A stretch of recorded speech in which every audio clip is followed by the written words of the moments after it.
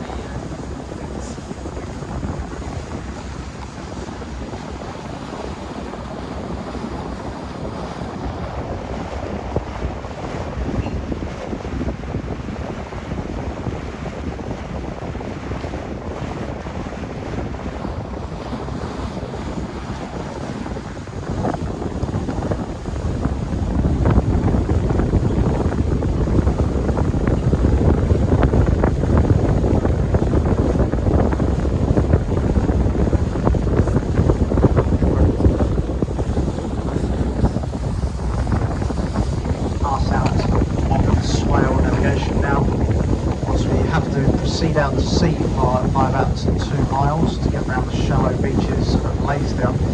We're passing by now on our left Sheerness Point, a small little hamlet right at the eastern edge of the ocean. And like guarding most points, little pillbox there, you see.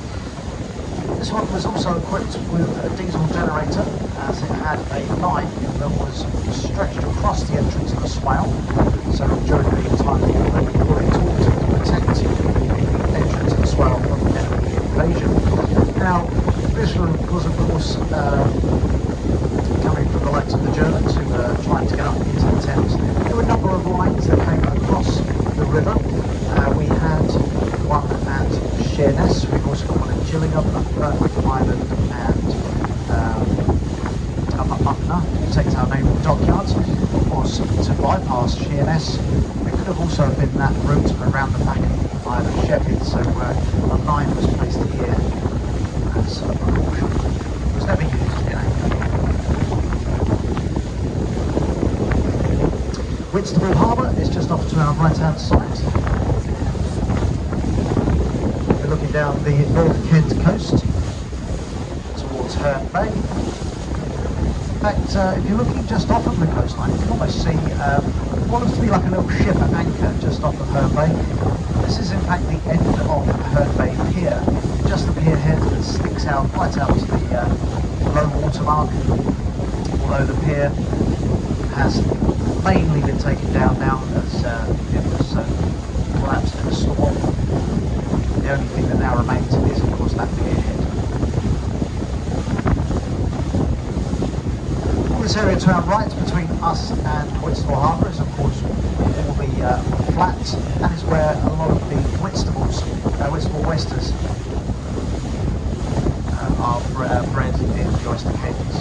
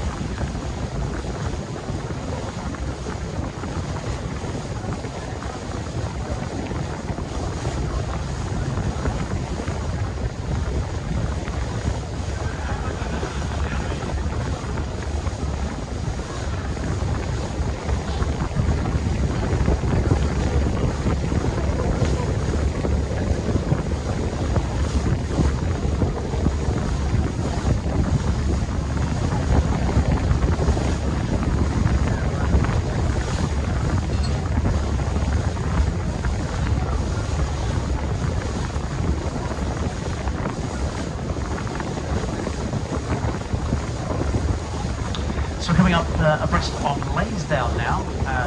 The holiday resort on the Isle of Sheppey. Views from the parks to our left. Nice little sandy beach as well. With Southend in front of us, over on the Essex shore now. And off to our right, the Kentish Flats Wind Farm. And between the wind farm and also just off to the left, you'll see these funny looking structures standing in the middle of the estuary. These are the Monsell Forts, a set of anti-aircraft gun emplacements that were positioned out here over the course of 1943. The right-hand set of towers is known as the Shivering Sand Towers, and the set that you can see all clustered together, that is the Red Sand Towers. Now we were out there this morning on a journey out from Queenborough. It's a separate tour of that one, but it is still quite worthwhile going up and seeing these unusual structures right up close. We get an opportunity to go between them. Spend about half an hour there as well. Clearly get photographs of these rusting strong structures that were placed out there to protect the airspace above the River Thames from enemy attack.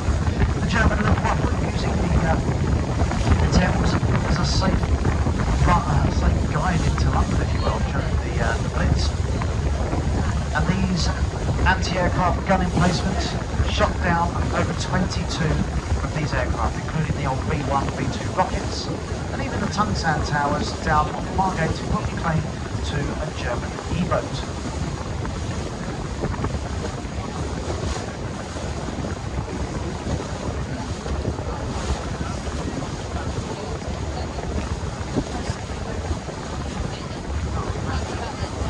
There is so much history out here in the Thames estuary. It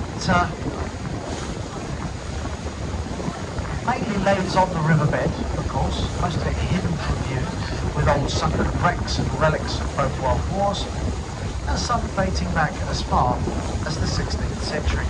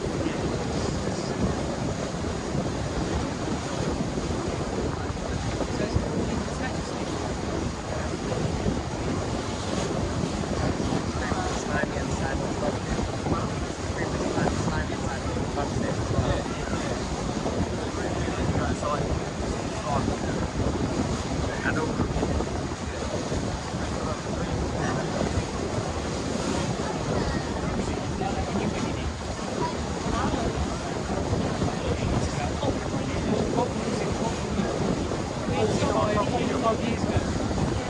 During the war. Still on top of you? It's halfway down. You are fucking 5 years ago, eh?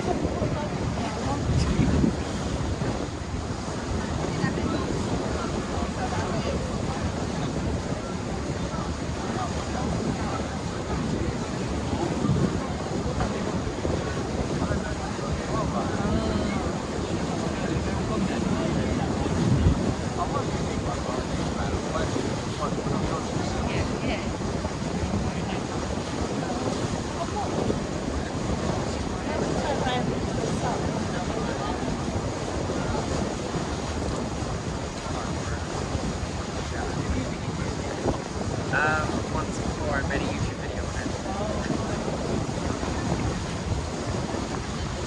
You make many YouTube videos. Yeah, the YouTube. So the Chevy is mainly a large sand deposit. Wolfpack. And unlike so now I just joined up to the cliffs Chevy of event as Dover, well.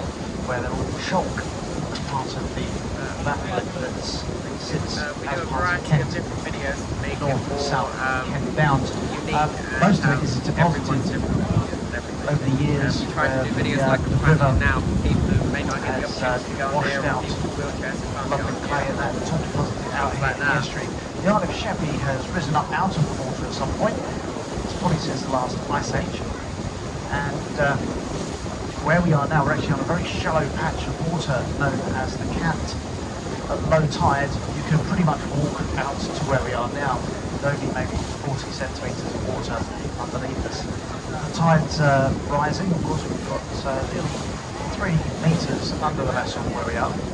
This vast area of shallow water is great for fishing. Quite often we'll be seeing lobster pots, gill nets, marked out for buoys. So do keep your eyes peeled for those. The sandy cliffs that start on our left-hand side run all the way down towards Eastchurch and Minster. And as we go by, you can see where year on year the cliffs are slowly eroding back. During the Second World War, these cliffs were much further, much closer to us as they are now, and you can even see where the pillboxes that used to stand on the top of the cliff have all collapsed and dropped down onto the beaches below.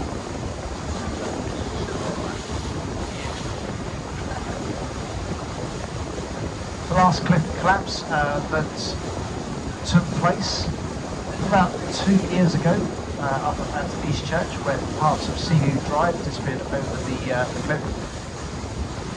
Sadly, it did take a family's house with it, just as we were going into lockdowns. But this phenomenon has been going on for years. You can only see, as we come along the cliffs, where each potential new collapse has taken place. All the vegetation that's been growing in the sand, where it's green, suddenly finds a little dark spot. And that was most likely where the last collapse took place. Eventually, all of it will just be eroded back until you get the island pretty much flat. Not much we can do about it.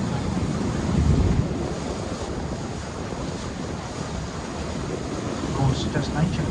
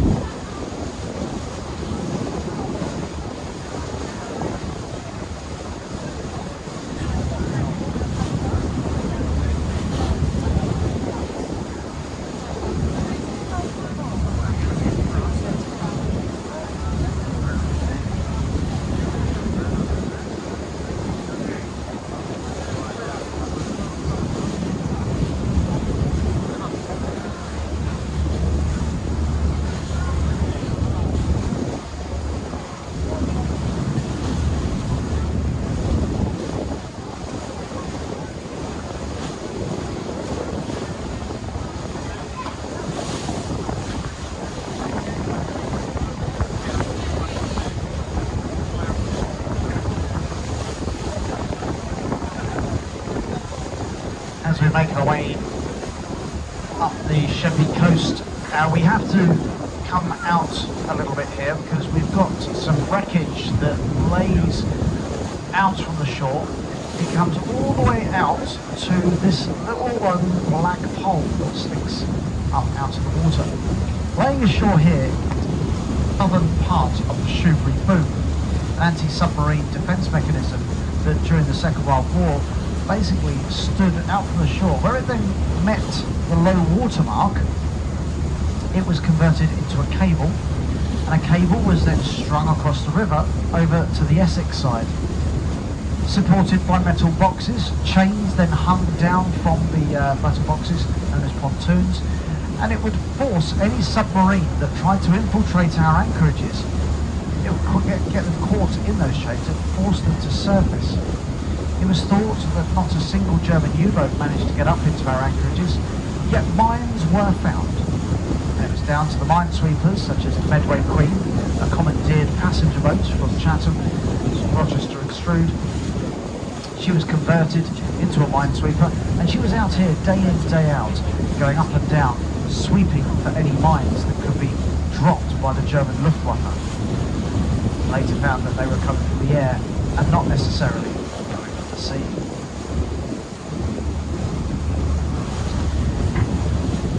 If you take a little stroll along the beach to our left-hand side, there are parts of the old metal pontoons and chains just abandoned on the beachfront here to our left-hand side, so that's why we have to come right out to here.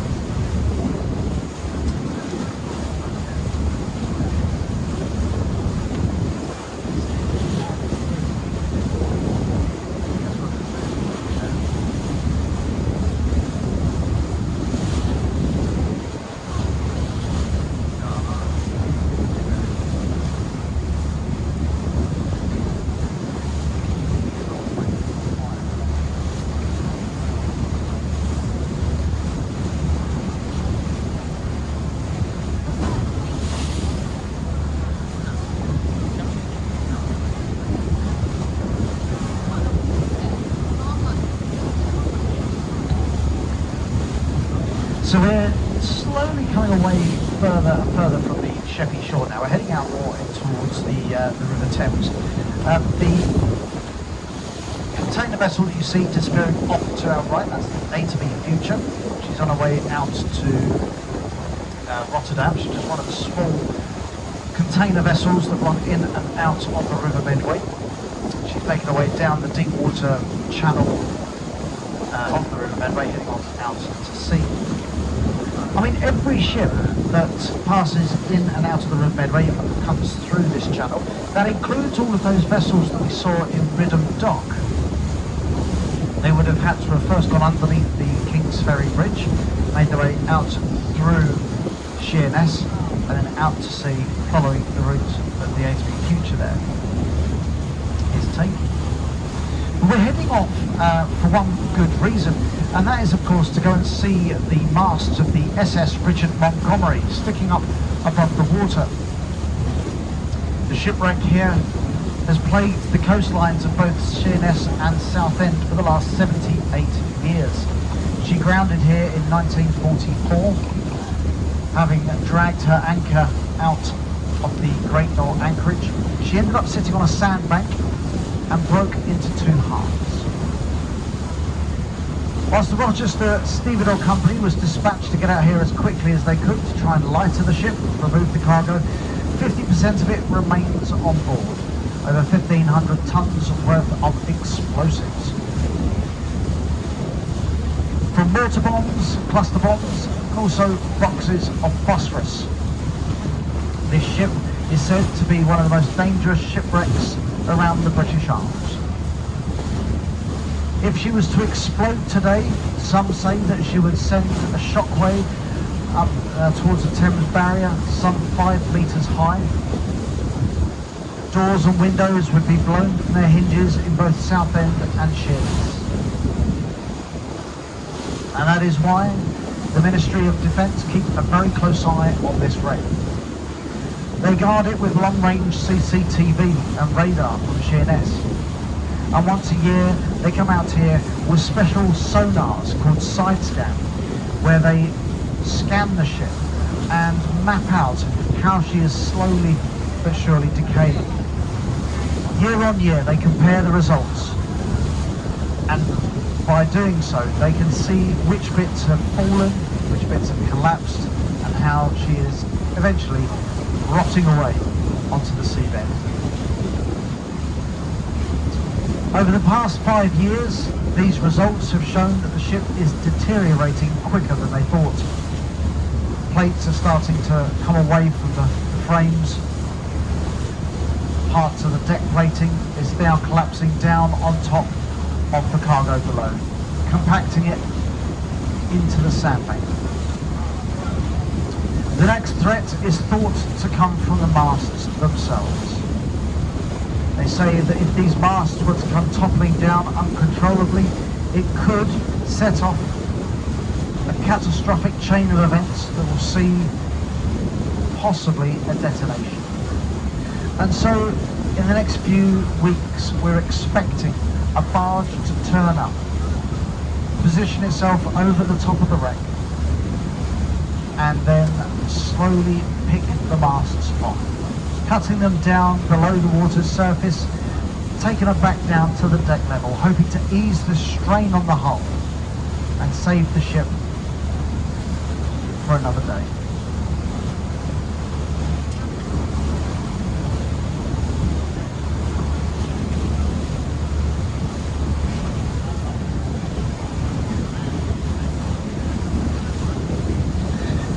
The SS Richard Montgomery is a US Liberty ship.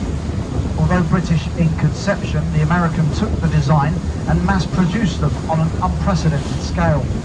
Over 2,700 of these ships were constructed in various yards around the US coastlines. In fact, mainly by women. Most of the men were fighting on the front lines. So it's the women that built these ships. 200 of these ships, however, never saw a torpedo or a mine, but still ended up on the seabed. Stress fractures occurred quite regularly, As these ships plied their way across the North Atlantic, with every passing wave, they were designed to twist and buckle. Every ship is. But yet these stress fractures opened up cracks in the ship's hull. Initially, it was placed down to the women welders. Some say that they were inexperienced in the new technology. But the truth was more down to the fact that she had square hatches, square windows and doors. This caused stress fractures to occur at the corners of the hatches. They run across the deck, and the sailors were frantically welding the ships together, hoping to try and save them from breaking into two pieces. And when we look back at the SS Richard Montgomery, she now lays in two pieces. The stress of the cargo going down into the deeper waters of the Thames caused the stern of the ship to rise up out of the water, much like the Titanic. And before long, she snapped just forward of the ship's bridge. Laying in two halves now on the riverbed, she broke just forward of the wheelhouse, and there is now a 20-foot gap that separates the two halves. As we approach the wreck, we're going to pass round it with the ship on our left-hand side. We won't have too much time out here because we are actually a little bit behind time, a little bit behind schedule. So do come out, grab your photographs now while you can. Again, I think the side doors are open, are they? Yes, side doors are open, so.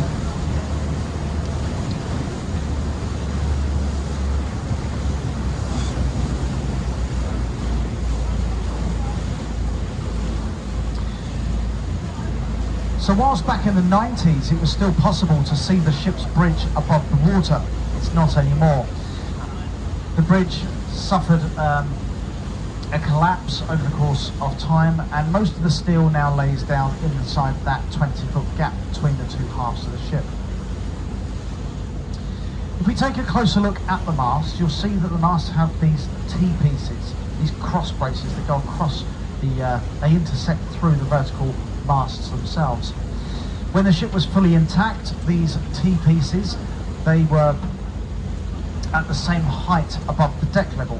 Now if you think about that, if you were to imagine an imaginary line that went through the central mast and then through the forward mast, you will see that it goes down into the deeper waters of the River Thames. The stern mast is actually twisted away by 10 degrees, and it's actually leaning the other way. The top of the mast is leaning towards Kent, showing the ship is definitely in two halves. She's surrounded by the exclusion zone, clearly marked out in the red and yellow buoys. No one's allowed to enter the inside of these buoys in fear of coming into contact with the wreck itself. The anchor chain stretches out towards Essex. Of course, it was on that fateful night on the 21st of August 1944 that this ship ran aground. Her anchor dragging along the seabed, reaching out in front of her towards the yellow buoy here on our left. If we were to come back in a month's time, we're expecting just to see a little bit of swirly water in the middle as the tide flows around the ship's hull. We'll see the red and yellow buoys, of course, and that's about it. Or a very big crater, one of the two. The blackbirds, of course, they're the cormorants, using the mast there as a daily perch after they've been fishing. And whilst we're coming on close to high water, these masts are visible every single day, every tide.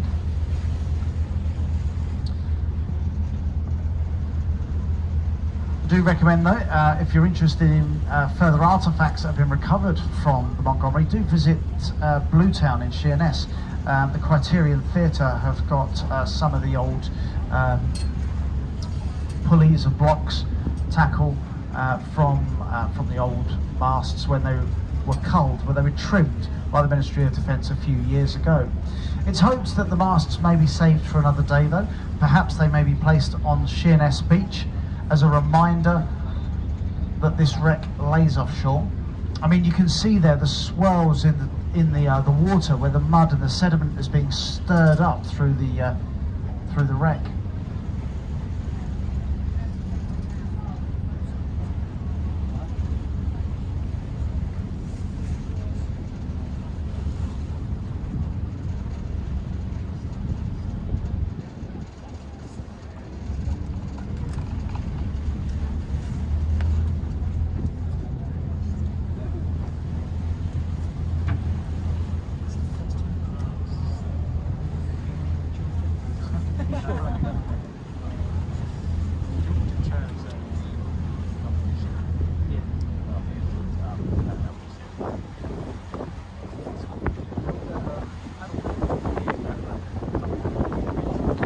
So Liberty ships changed the way shipbuilding was carried out during the Second World War. At the beginning of half the war, we were losing more submarines to the German U-boats than we could replace. And it wasn't until the design of the Liberty ship that sped up shipbuilding.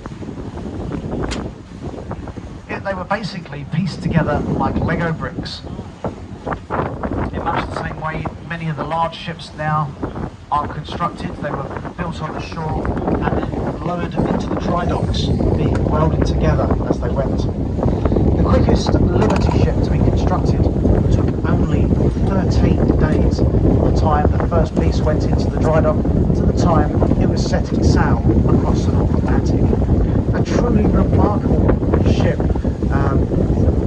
that changed the course of the war. They were used for carrying food, troops, of course the vital supplies of ammunition that were needed on the front line. The Montgomery obviously never made it, but had she have left here, she would have made her way down to the northern coast of France, unloaded in Cherbourg, and then made her way back across to America to reload. She may not have ever sat here in the Thames again.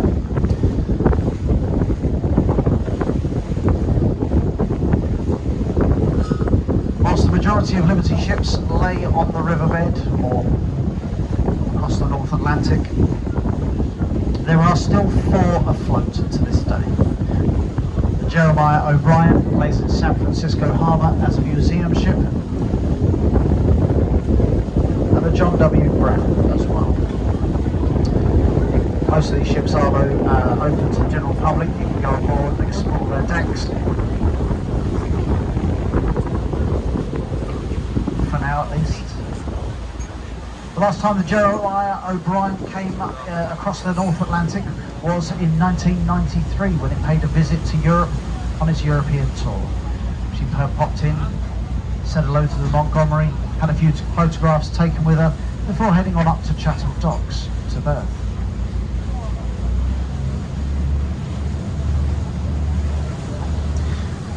But the sandbank that the Montgomery lays on, the Sheerness Middle Sand, is effectively a sandbank that juts out from the Isle of Grain ahead of us.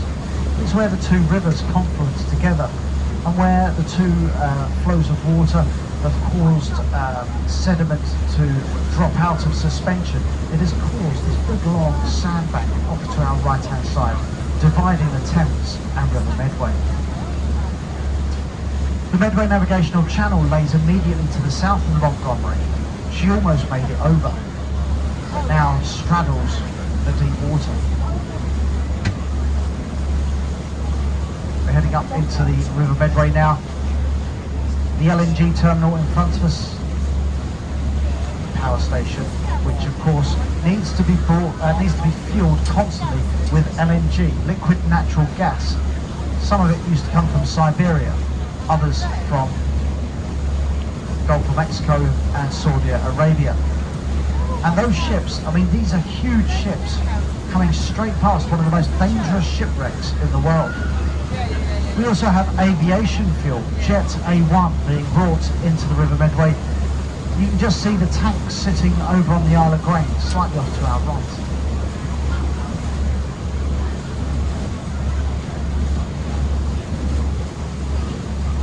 As we pass by Barton Point on our left, now approaching Sheerness on sea. Very shortly we'll be going in towards Sheerness Docks.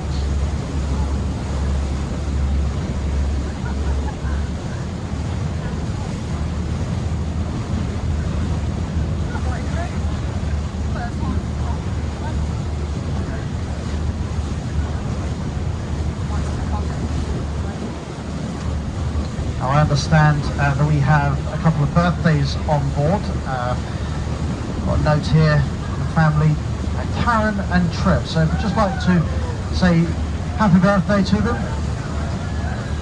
We have an 85th birthday and a 90th.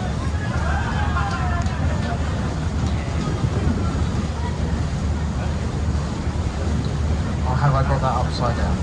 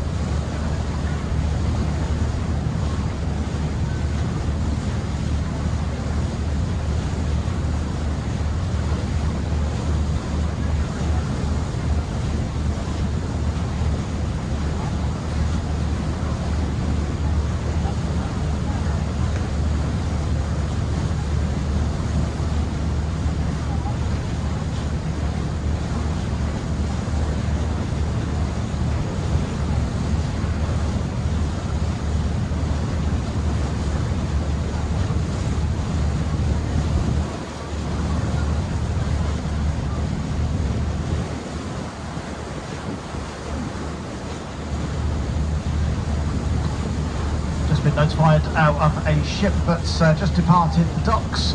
Just called us up and said he's on his way outward bound, so he's going to be carrying around the corner very shortly. The Leisvik Seaways. One of the commodities that come in and out of Sheerness, this one in particular, carrying reams of paper.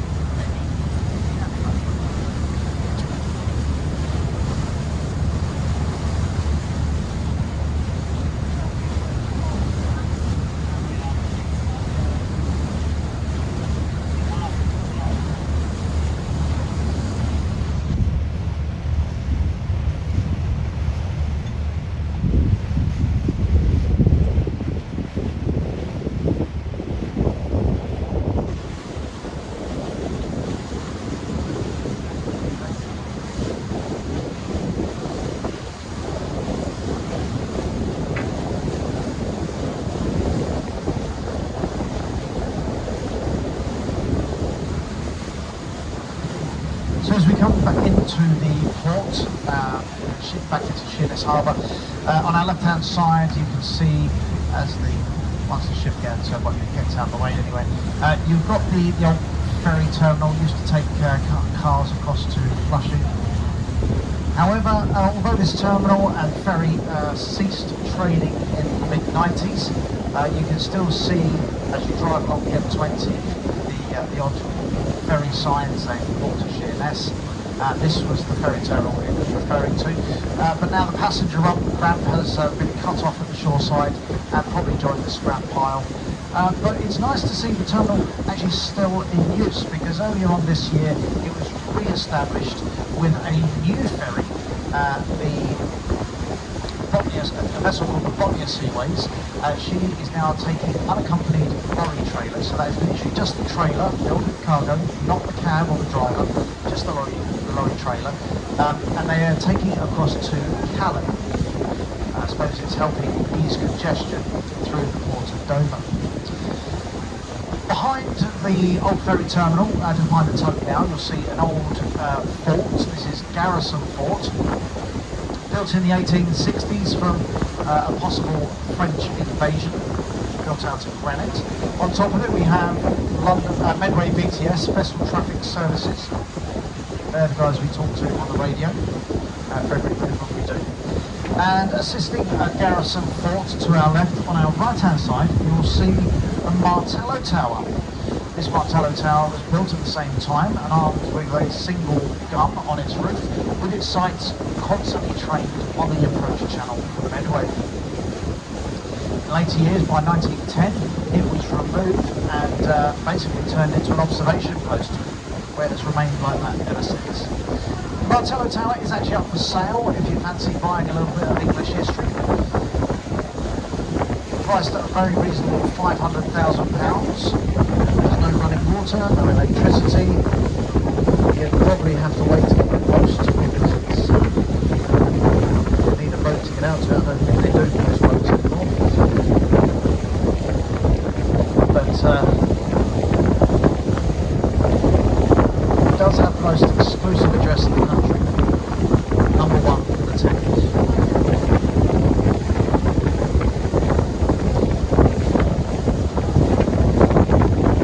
As we come past the port, we're seeing the different types of ships that come in and out, including ships delivering timber, taking away the scrap pile that's built up alongside the port there.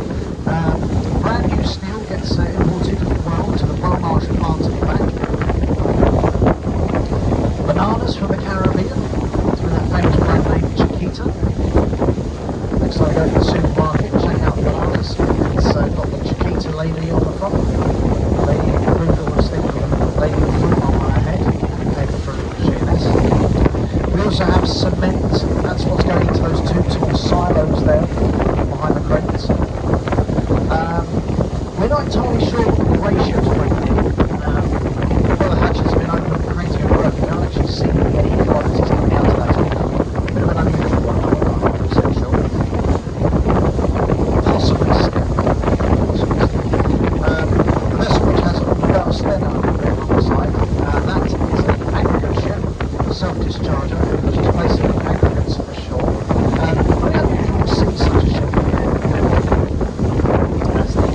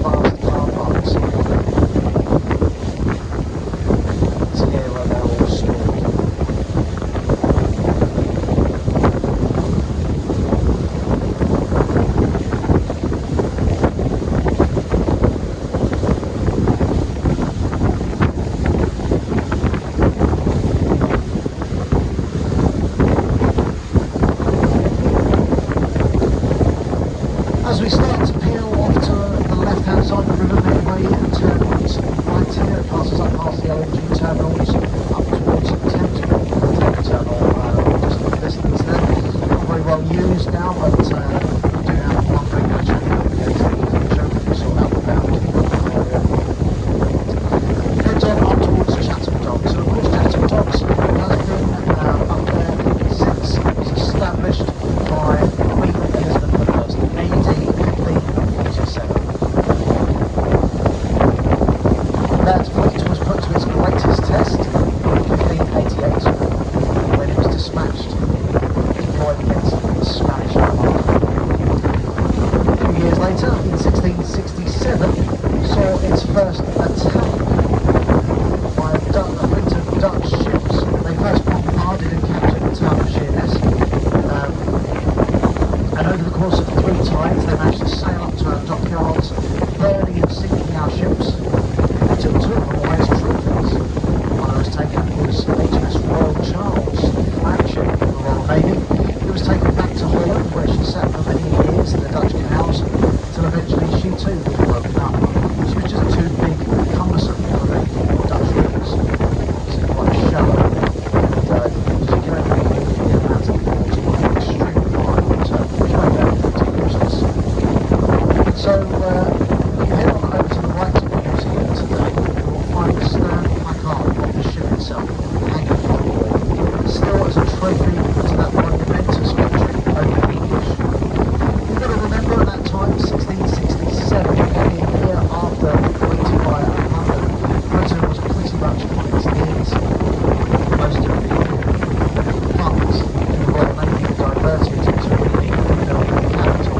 We also experienced the plague, so everyone was pretty much rather scared. Didn't count too well as soon as the Dutch invaded as well. Worst to defeat.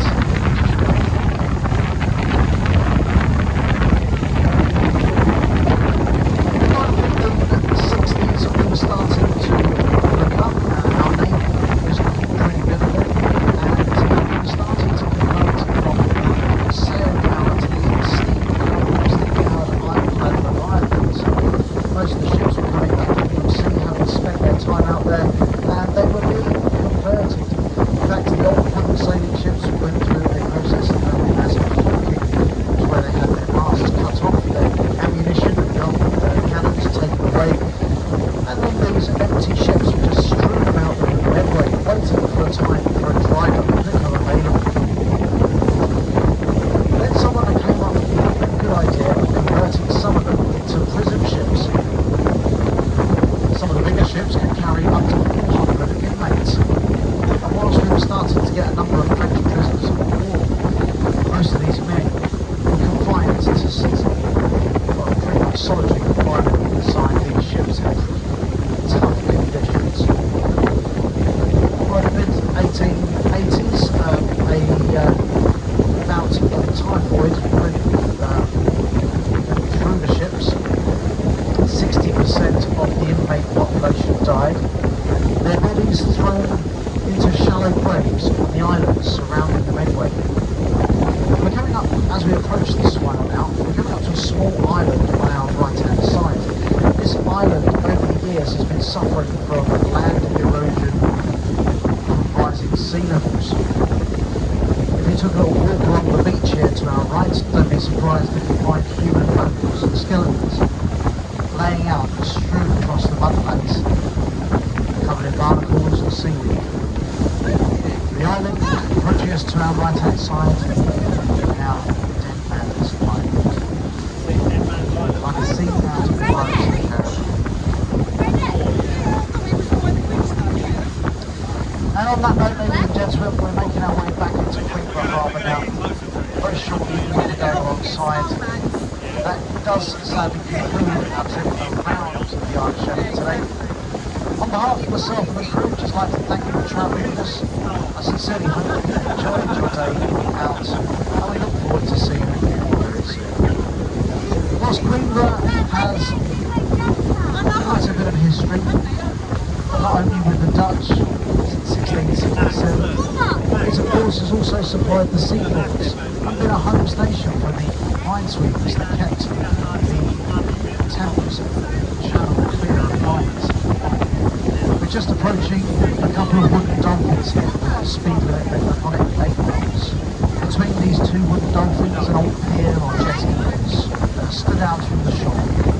train station in Wellington. Servicemen used to come out here, used to be able to join their boats from this pier, both of the River Medway and then the swale here. Of course, that's pier now long gone, all dismantled and gone. It's just a reminder that Queenborough, this tiny little village on the Isle of Sheppey, played its part in the protection of the Thames and London. Before you leave us, have a quick look round where you're seated. Make sure you have remembered all of your personal belongings. We don't want to go spoiling anybody's day now by leaving something behind. So use this opportunity to use the toilet facilities, should you need them. And once alongside up here, because the automatic landing is now afloat, we can't just let you all straight off the boat in one go. Unfortunately, we have to let you off in trips and drabs. What I do ask though is when you are off the boat, if you can come off in groups, family groups preferably, so that we don't have anyone loitering or standing on the pontoon. We need to be able to make sure you come off the boat and walk straight up the ramp. If you're waiting for anybody to come off the boat, please don't wait to walk on the shore side. And the car parking, please don't wait to walk on the boat. So if you stop and try and read all the planks on the way up, I think it will take a long time to do that, but we will stop the boat from this far. Any blockage on the ramp, unfortunately we have to stop the boat going purely because and weight restriction on. Tomorrow the company will be sending you out to the link now, a link through to our TripAdvisor page. It does give you a link to TripAdvisor, Google, Facebook, Twitter. Please don't forget to follow us on Facebook and Twitter. If you are able to leave a few kind words on our TripAdvisor, that will be much better. Of course, as long as you can nice things. If there has been anything throughout the course of your day that has caused you concern, please don't hesitate to flag it with a member of staff who finds it on the boat. You'd rather learn about it now through social media. My name is Richard, I've been your captain for today, commentator, and David assistant with our boats. Feel free to mention ourselves in dispatches. And don't forget we do have other trips to the island throughout the course of the year. Day trips over to South End, where you can spend about 5-6 hours ashore, or even stepping outskirts in the port in the middle of the Thames estuary. We have up-and-coming gym cruises and fish and chip cruises from the island as well. So yeah, please do pay attention to our website, jetstreettours.com, and if you visit sheppeycruises.com, that gives you the exact page you need to go on to find out everything that goes on here at the Isle of Sheppey. Disembarking through the cabin doors on the left-hand side, please mind the step between the boats and the pier, and once you're off the boat, you'll go to very straight into the car park. Once again, it's been an absolute pleasure seeing you on board today, and we look forward to seeing you again soon for another fantastic adventure out into the Thames.